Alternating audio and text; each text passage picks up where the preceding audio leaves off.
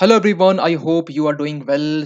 एक बहुत बड़ी अपडेट निकल के ये आ रही है कि अफगानिस्तान की जो एम्बेसी है उसे अनाउंस किया गया शट डाउन करने के लिए। और ये बेसिकली एक बोल सकते हैं कि MEA ministry of external affairs इसके तरफ से चीजें लीक की गई है। लीक उनके तरफ से नहीं, बातें यहाँ से लीक हुई है। जो कम्युनिकेशन जो एम्बेसी और जो इंडियन गवर्नमेंट के बीच में आप बोल सकते हैं MEA के बीच में हुआ है, वो चीज़ें लिखी हुई है। कहानी क्या है पूरा समझते हैं और कहानी अंदर की क्या है वो भी समझते हैं। देखिए, बेसिकली जो अफ़गानिस्तान की जो अभी जो एम्बेसी है न्यू दिल्ली में, उनके जो एम्बेसडर है करंट फ़रीद ममनूनजे, इन्होंने बेसिकली यहाँ पर ये अनाउंस किया है, ये बोला है कि ये यहाँ की एम्बेसी को शट डाउन कर देंगे। ये पर्सन आपके दिमाग में सवाल उठ रहा हो कि अफ़गानिस्तान के एम्बेसडर, जी हाँ, ये वही एम्बेसडर है जो पिछली जो सरकार जो थी अफ़गानिस्तान में, घनी की जो सरकार थी, उनके द्वारा अपॉइंट किया हुआ ये पर्सन था,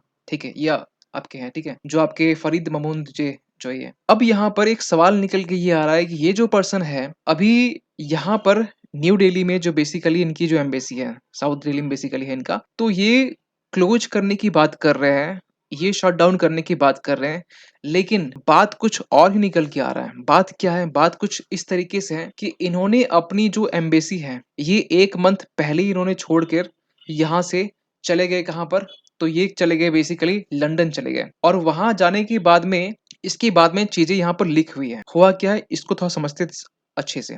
देखिए, जब पिछले साल की हम बात करें, पिछले साल जून 2022 में जब इंडिया काबुल में एम्बेसी को रीओपन करने की जब बात कही, ठीक है? तो उसके बाद से इनकी जो मंशा है थोड़ी-सी बिगड़ना स्टार्ट हो। क्यों मंशा बिगड़ना स्टार्ट हुआ? क्योंकि अगर इंडिया की एक्चुअली हुआ क्या था कि 2021 अगस्त 2021 याद कीजिए, जब तालिबान का सत्ता जब रूल आया था अफ़गानिस्तान में, उसके बाद से दुनिया के बहुत सारे देशों में, ऑलमोस्ट 99% देशों में जो एम्बेसी थी अफ़गानिस्तान की, उसको क्लोज़ कर दिया गया, ठीक है? लेकिन इंडिया उसमें भी शामिल था। अब यहाँ पर 2022 जून में जाकर कहीं न कहीं तालिबान सरकार से बातचीत चली रही थी, ख़ासकर अब रिगार्डिंग बात चल देखिए, इसके पहले तो एड वगैरह जो भी होता है, जो भी एड या फिर व्हीट के रिगार्डिंग हो या फिर वैक्सीन रिगार्डिंग हो, हेल्प तो पहुँचाया जा रहा था। लेकिन यहाँ पर एक सवाल निकल के ये आता है कि अब ऐसा क्या ज़रूरत आन पड़ी कि जून 2022 में रीओपन करने की बात कही और यहाँ पर जो अफ़गानिस्तान की जो एम्बेसी है वो चिढ़ गए और यहाँ पर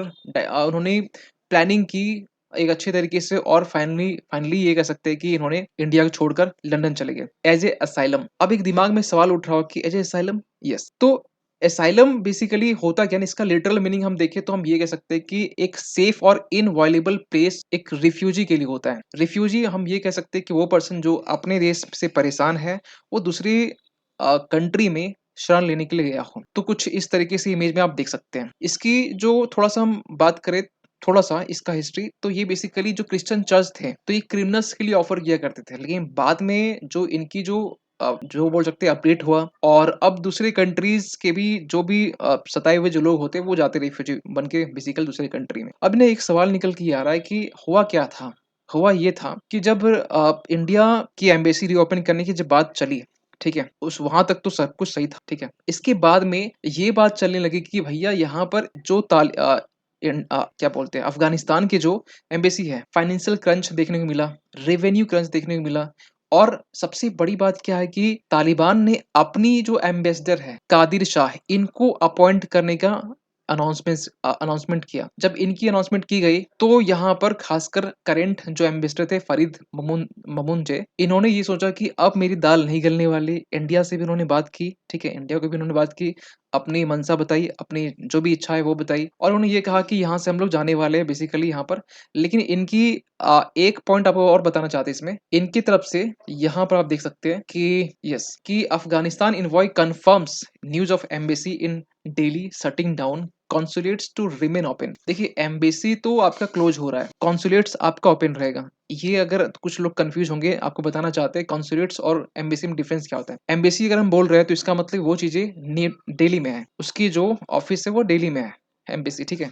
और अगर हम ये कहें कि कॉन्सुलेट्स, तो इसकी जो ऑफ़िस होती है ना, ये बेसिकली आपका दूसरे सिटी में होती है। तो अफ़गानिस्तान की जो कॉन्सुलेट्स है वो आपका हैदराबाद में है, मुंबई में है। तो इसकी कॉन्सुलेट्स अभी ओपन रहेगी, ठीक है? यहाँ पर कोई दिक्कत नहीं, लेकिन एम्बेसी की जो बात है, यहाँ पर जो एक टसल देखने को मिला, ख़ासकर तालिबान अपॉइंटेड जो एम्बेसडर है कादिर शाह और फ़रीद ममनजोई के बीच में। तो उसी के बीच में, उसी के पावर स्ट्रगल में ये आपका रिज़ल्ट निकल के आता है कि दिल्ली की एम्बेसी शट डाउन होने वाली है। लेकिन शट डाउन होगा नहीं होगा, ये तो बात की बात है। लेकिन आपको बताना चाहते हैं कुछ और इस क्या? देखिए अफ़गानिस्तान से ऐसा नहीं कि ये पहला असाइलम बन के जाएँगे।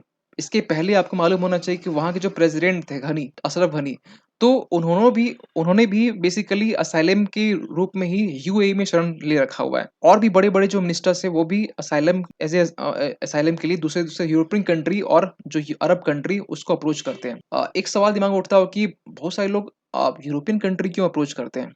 इसके पीछे ना बहुत सारे रीज़न है। वो बेसिकली क्या होता है ना कि वो असाइलम एप्लीकेशन आपको फाइल करना पड़ता है और वो बेसिकली सब कुछ देखते हुए आपका जो एप्लीकेशन वो एक्सेप्ट करते हैं। आप देख सकते हैं कि पूरे यूरोपियन कंट्री में सबसे ज़्यादा असाइलम जो है ना एप्लीकेशन एक्सेप्ट करने वाला जर्मनी है। टॉप 5-6 की हम लिस्ट हम देखें तो Germany, Sweden, Italy, France, Hungary, UK. तो यूके में आज ये तो डेटा थोड़ा-सा पुराना है, ठीक है? लेकिन आज के टाइम में 2023 की हम बात करें तो यूके जो है ना, यूनाइटेड किंगडम, ये आपका टॉप 5 में आता है।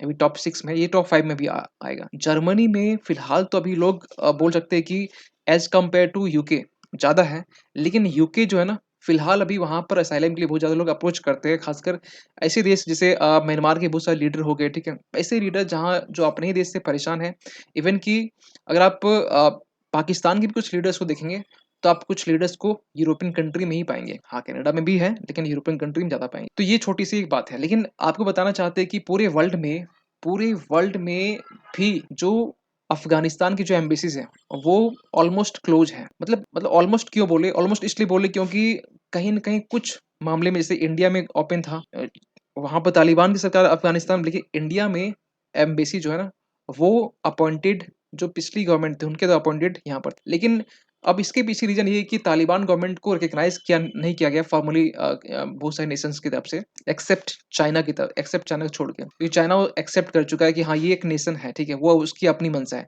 और इसी के बीच में इसीलिए यहाँ पर इंडिया जो है ना बेसिकली अ, तालिबान से अपनी जो रिलेशन है, वो अभी इम्प्रूव करने में लगा हुआ है। दोनों के बीच में जो रिलेशंस है, आपको मालूम होना चाहिए जब तालिबान का रूल जब आया अफ़गानिस्तान में, इसके बाद से दोनों के बीच में बातचीत बंद थी, बिल्कुल कट ऑफ था, एम्बेसी वापस लाया गया, ठीक है? अफ़गानिस्तान की एम्बेसी वहाँ पर क्यों जाएगी? ज़ाहिर-सी बात है ये लोग खुद परेशान हैं, है ना?